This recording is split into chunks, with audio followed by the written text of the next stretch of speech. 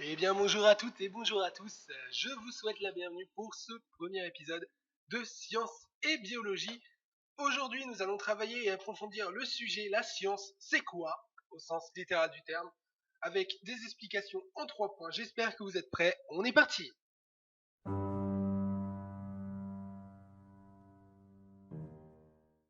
La science c'est plus un état d'esprit, une connaissance universelle, encore une connaissance claire et certaine de quelque chose, qu'elle soit fondée sur des principes évidents ou des démonstrations encore sur des raisonnements expérimentaux et l'analyse des sociétés et des faits humains.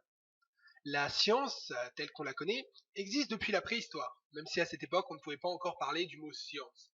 J'emploierais plutôt le mot ou le terme technique qui précède la science si l'on s'appuie sur des démarches empiriques.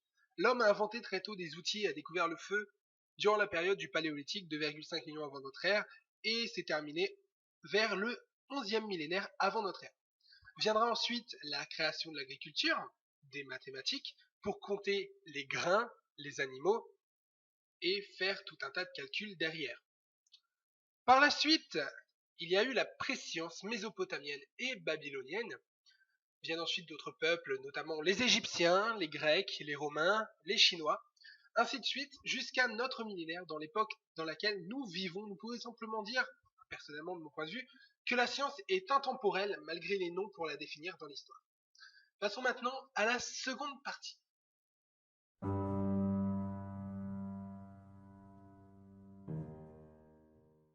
Cette partie sera très courte malgré le peu d'informations fournies. J'espère que vous comprendrez les termes utilisés dans cette vidéo. Donc, il y a 3 types différents de sciences classées par catégorie. Il y a les sciences exactes. Elles comprennent les mathématiques, les sciences mathématisées, comme la physique théorique. Ensuite vient les sciences physico-chimiques et expérimentales, comportant les sciences de la nature, de la matière, la biologie et la médecine. Mais tout cela, nous y reviendrons dans une prochaine vidéo. Et enfin vient les sciences humaines, qui concernent l'homme, son histoire, son comportement, sa langue, sa politique et tout ce qui nous touche nous en tant qu'humains. Passons maintenant à la dernière partie.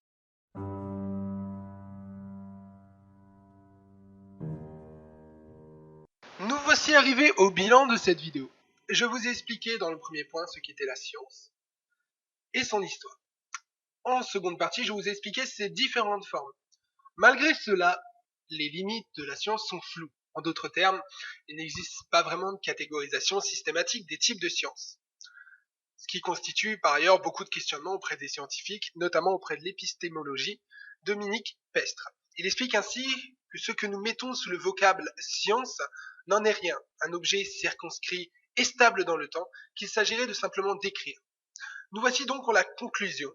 La science a existé sous différentes époques et formes, on l'a classée sous différents tableaux, mais elle reste malgré tout une chose instable et inclassable. Donc, ce qui nous mène à réfléchir sur cette phrase et ce qui nous mène à reprendre tout ce que j'ai dit ailleurs et à complètement tout détruire. Voilà, c'est une simple théorie, je le reste. Donc je vous laisse méditer sur ces phrases et on se retrouve la semaine prochaine pour parler du deuxième point le plus important de cette chaîne, la biologie. Donc si vous avez des choses à contredire sur ce que j'ai dit, à rajouter, n'hésitez pas à laisser un commentaire dans la vidéo, à laisser un petit pouce bleu vers le haut si cette vidéo vous a plu. Je commence, ce n'est pas parfait, je dis des choses, je ne travaille pas trop sur la science, je suis plus biologie, comme je vous ai dit, je fais des études d'université, donc en biologie. Donc on se dit à la semaine prochaine, merci encore.